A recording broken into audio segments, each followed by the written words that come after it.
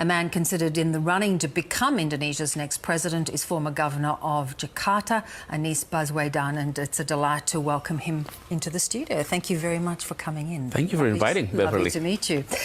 Now, tell me, you've met with the Foreign Minister, Penny Wong, and also the RBA Governor, Philip Lowe. I think every Australian wants to meet with him at the moment with these rising interest rates. It is a sign that our government is taking you very seriously and your potential presidential bid. What was important about you? What did you feel was important about coming here and meeting with someone like Penny Wong, someone like Philip Lowe? Yes, indeed. I'm delighted with the invite from the Australian government to visit, and we both were neighbors, and we'll always be neighbor, and we had worked closely on many issues, and the invite here gave me an opportunity to reconnect with many friends, academia, people in government, as well as business communities, for exchange of views. We share 76%, so 4% more to go, and we're hopeful we can get it all done by 2025. So 3 more to go, and we're ahead of our target. We're also targeting net zero emission by 2050, 10 years ahead of the national level in terms of time. To do that, it's quite ambitious, and to do that, we're doing many things that His Excellencies were mentioning. We are converting our street into pedestrian. We're converting our street into bike lanes. We are building public transport. The coverage of public transport in Jakarta used to be 42% in 2017. Now it's 82% of Jakarta is covered by public transport. It was all done in 3 years. And then pedestrian sidewalks. We built 340 kilometers of sidewalks in 3 years. Bike lanes, 92 kilometers of bike lanes. So all were massive that we're doing. And again, that is not only about Jakarta. This is about, we are part of the worldwide challenge on handling climate change that we are facing. So we do hope to expedite this process. Assalamualaikum warahmatullahi wabarakatuh. Peace be upon all of us. Good evening from Jakarta.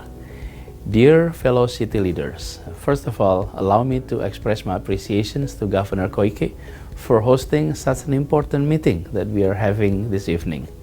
As we all know, cities have dynamic rhythm of life that is always changing, always developing. And by 2030, 70% of the world's populations will live in cities. It means the choices of us, the city leaders today, will shape the built environment for the decades to come. I'd now like to turn to another C40 Vice Chair of the Governor of Jakarta, Anies Baswedan. You also have 2 minutes, Governor. Thank you, Mr. Miller. Assalamualaikum warahmatullahi wabarakatuh. Good evening, good morning, everyone. The Honorable UN Secretary General, Mr. Antonio Guterres, fellow governors and mayors, ladies and gentlemen.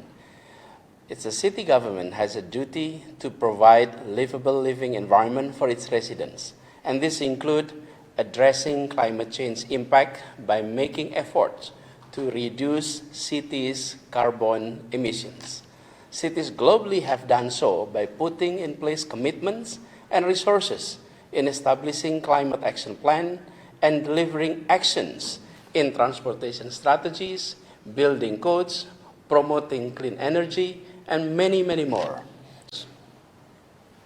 If I may interrupt, I just would like to say that we are fully on board with your suggestions. We'll do our best with our agencies and country teams to fully support your perspective and in our global advocacy with governments to do exactly what you ask us to do in relation to your own governments. Thank you very much. Truly appreciate it. Well, Governor Baswedan, you've already influenced the United Nations with 2 minutes. Imagine if you had 4 minutes. Thank you.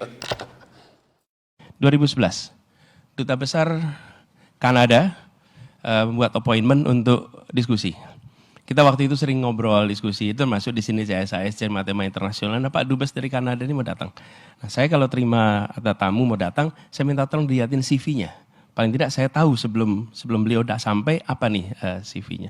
Saya baca CV-nya Dubes Kanada ini. Lalu tertulis di situ disertasinya adalah The Spirit of Bandung and Independence Movement Across Africa. Jadi unik juga ini. Jadi ketika dia datang saya tanya, Pak Dubes, gimana ceritanya disertasi Bapak kok tentang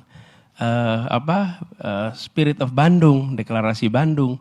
So dia cerita, saya baru lulus sarjana menjadi diplomat muda, ditempatkannya di Afrika.